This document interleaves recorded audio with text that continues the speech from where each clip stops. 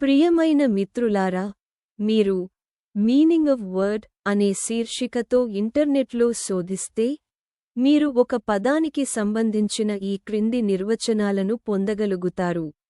Oxford advance learners dictionary ప్రకారం, A word is a single unit of language which means something and can be spoken or written. పదం అనేది భాష యొక్క ఒక ప్రాథమిక భాగం, దానికి అర్థం ఉంటుందని, అది మాట్లాడగలిగేది లేదా వ్రాయగలిగేది లా. Cambridge dictionary 5, A word is a single unit of language that has a meaning and can be spoken or written. ఒక పదం అనేది భాష యొక్క ప్రాథమిక భాగం, దానికి అర్థం ఉంటుంది మరియు అది మాట్లాడగలిగేది లేదా వ్రాయగలిగేది కావచ్చు. ప్రియ మిత్రులారా, మీరు లైక్ చేయవచ్చు మరియు సబ్స్క్రైబ్ చేయవచ్చు.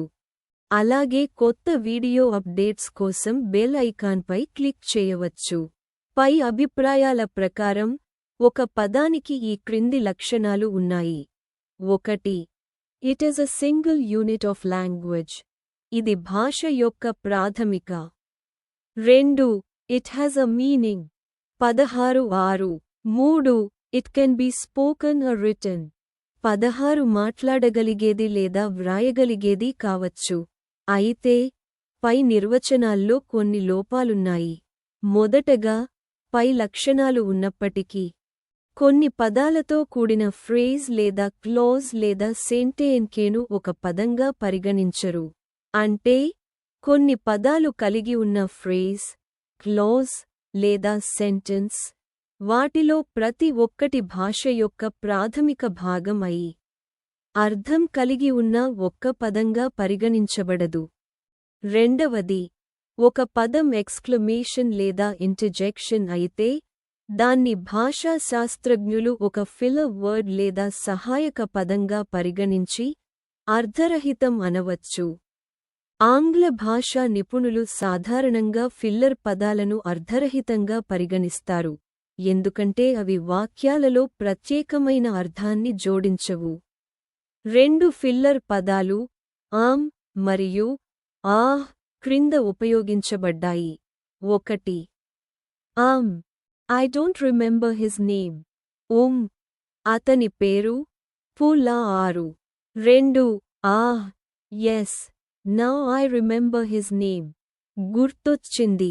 ఇక్కడ ఆమ్ అనే పదం మాట్లాడే వ్యక్తి సమాచారం గుర్తు చేసేందుకు చేస్తున్న ప్రయత్నంలో అతని ఆలోచనా ప్రక్రియ కొనసాగుతున్నదనే సంకేతం ఇస్తుంది మరియు ఆహ్ అనే పదం ఆ సమాచారం గుర్తు వచ్చిన తర్వాత కలిగే తాత్కాలిక ఉపశమనం సంకేతంగా ఉంటుంది.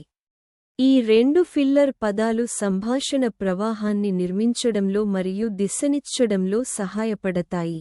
3. ఒక పదం ప్రాపర్ నౌన్ అయితే అది అక్షరార్థంగా అర్థరహితం కావచ్చు. పెగసస్, నేర్గి వంటి వ్యక్తిగత పేర్లు అక్షరార్థం లేకుండా ప్రాపర్ నౌన్లా ఉపయోగించబడతాయి. ఆంగ్లంలో అక్షరార్థం లేని అనేక వ్యక్తిగత పేర్లు ఉన్నాయి. 4. ఒక అర్థమున్న భాషా యూనిట్ అనేది అది మాట్లాడలేకపోయినా, వ్రాయలేకపోయినా పదంగా పరిగణించబడుతుంది. సంకేత భాషలో ప్రతి ప్రత్యేక గుర్తు లేదా సంకేతం ఇది భాష యొక్క ఒక ప్రాథమిక భాగం మరియు అర్థాన్ని కలిగి ఉంటుంది. అది మాట్లాడకపోయినా లేదా వ్రాయకపోయినా కూడా భాషా నిపుణులచే పదంగా పరిగణించబడుతుంది. A word is the most basic freestanding unit of language. లా 6 అత్యంత ప్రాథమికమైన స్వతంత్ర యూనిట్. తప్పు. 1. This flat or apartment is my house. ఈ ప్లాట్ లేదా లం లా. 2. A home can never be a part of a building. 5. 3. An apartment house or apartment building can never contain multiple separate homes. ఒక apartment భవనంలో ఎన్నడూ పలు విడిపోయిన గృహాలు ఉండకూడదు. సరైనది. 1.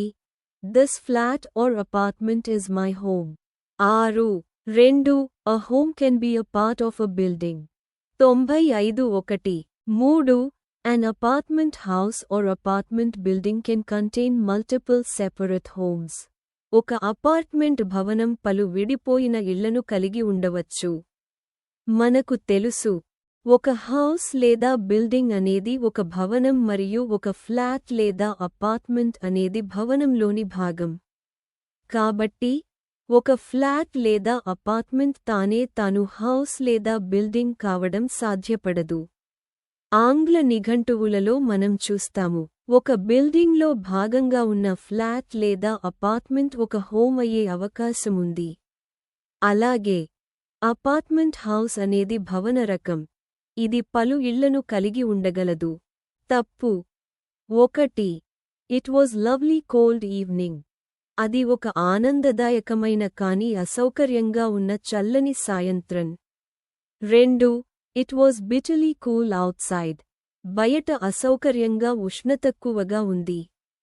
సరైనది 1. It was lovely cool evening. 96. 2. It was bitterly cold outside. బయట తీవ్రమైన చలిగా ఉంది. కూల్ అనే పదం అనేది ఒక తక్కువ కాని సౌకర్యవంతమైన ఉష్ణోగ్రతను సూచిస్తుంది. అది ఆహ్లాదకరంగా ఉంటుంది. కోల్డ్ అనే పదం అయితే అసౌకర్యంగా ఉండే తక్కువ ఉష్ణోగ్రతను సూచిస్తుంది. పై వాక్యంలో లవ్లీ కోల్డ్ ఈవ్నింగ్ అనే ఫ్రేజ్ అంటే సంతోషకరమైన కాని అసౌకర్యంగా ఉన్న చల్లని సాయంత్రం. కానీ సాధారణంగా ఒక అసౌకర్యంగా ఉండే చలిగాయిన సాయంత్రం సంతోషకరంగా ఉండదు. అందుచేత ఈ ఫ్రేజ్ తప్పుగా పరిగణించబడుతుంది.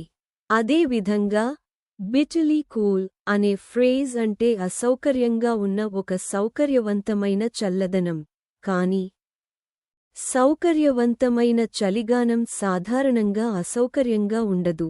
కాబట్టి ఈ ఫ్రేజ్ కూడా తప్పు. అయితే ఒకరికి కూల్గా అనిపించేది మరొకరికి కోల్డ్గా అనిపించవచ్చు. ఎందుకంటే కూల్ లేదా కోల్డ్ అనిపించటం వ్యక్తిగత అనుభవం, వాతావరణం మరియు సందర్భంపై ఆధారపడి ఉంటుంది. ప్రియ మిత్రులారా, దయచేసి నాకు ప్రోత్సాహం ఇవ్వాలంటే నా ఛానల్ను సబ్స్క్రైబ్ చేయండి.